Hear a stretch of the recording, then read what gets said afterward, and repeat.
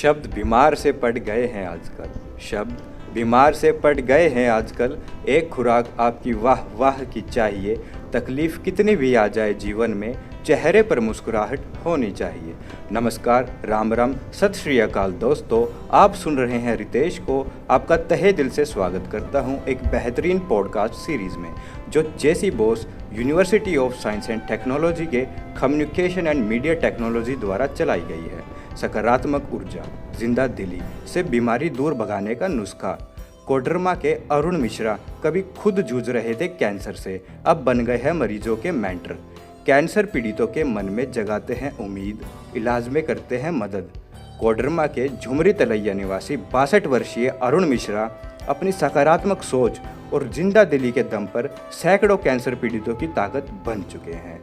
कुछ साल पहले वह खुद कैंसर पीड़ित थे, लेकिन खुश रहकर बीमारी को मात देने का उनका नुस्खा इतना कारगर सिद्ध हुआ कि आखिरकार कैंसर को हार माननी ही पड़ी। खुशी का यही मंत्र अब वह अन्य मरीजों में बांट रहे हैं। कैंसर से जूझकर खुद ठीक हुए तो मिश्रा ने इस बीमारी से लड़ रहे अन्य पीड़ितों का दर्द कम करने का निर्णय लिया और एक ट्रस्ट का गठन कर कैंसर पीड़ितों के इलाज में मदद करने लगे। ओवर हैप्पी फैमिली नाम का उनका ट्रस्ट कैंसर मरीजों के इलाज में संबंध जानकारी उपलब्ध कराने में, कैंसर के इलाज के लिए खास तौर पर बनाए गए अस्पतालों में इलाज कराने, अस्पतालों में मरीजों का रजिस्ट्रेशन कराने, डॉक्टरों से संपर्क करवाने समेत वह अन्य जरूरी मदद उपलब्ध कराता है। ज़रूरत के हिसाब से दिल्ली, मुंबई व अन्य शहरों के मरीजों की सेवा में जुटी संस्थाओं से संपर्क कर भी मरीज को मदद दिलाई जाती है। मिश्रा इन दिनों कोडरमा के आसपास के कैंसर मरीजों को स्थानीय अस्पताल में ही कीमोथेरेपी दिलाने की व्यवस्था कराने के प्रयास में जुटे हुए हैं। मन से नहीं हारे, आशावादी ऊर्जा को जगाएं। 4 साल पहले कैंसर से जूझ रहे अरुण मेंटर और लेखक बन चुके हैं। कैंसर पीड़ितों के मन से निराशा का भाव हटाकर वह उम्मीद जगाते हैं। बताते हैं कि बीमारी से हमें न डरने की ज़रूरत है और न ही हार मानने की। आशावादी ऊर्जा से हम बड़ी से बड़ी बीमारियों को हरा सकते हैं। इसलिए अपने भीतर यह भरोसा रखना ज़रूरी है कि हम जल्द ठीक होंगे। डॉक्टरी इलाज कराने के साथ ही हमें अपनी आंतरिक ऊर्जा के स्तर को ऊंचा उठाए रखना चाहिए।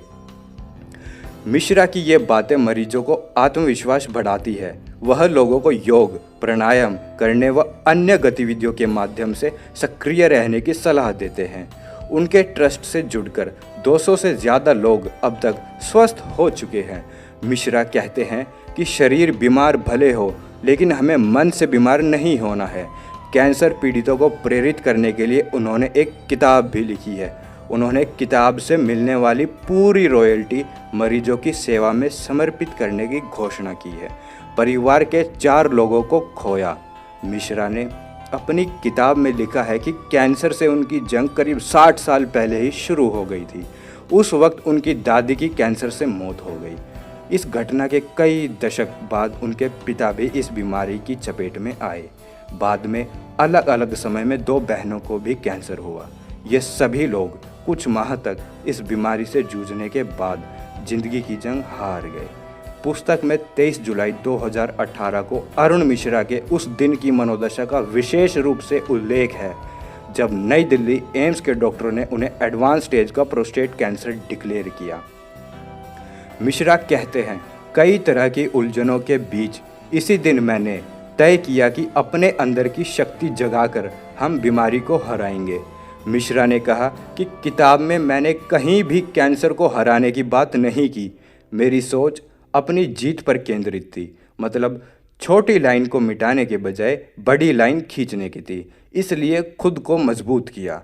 दूसरों की मदद करते हुए यदि दिल में खुशी हो तो वही सेवा है, बाकी सब केवल दिखावा है, केवल दिखावा है। हमारे साथ इस पॉडकास्ट में आखिर तक जुड़े रहने के लिए धन्यवाद।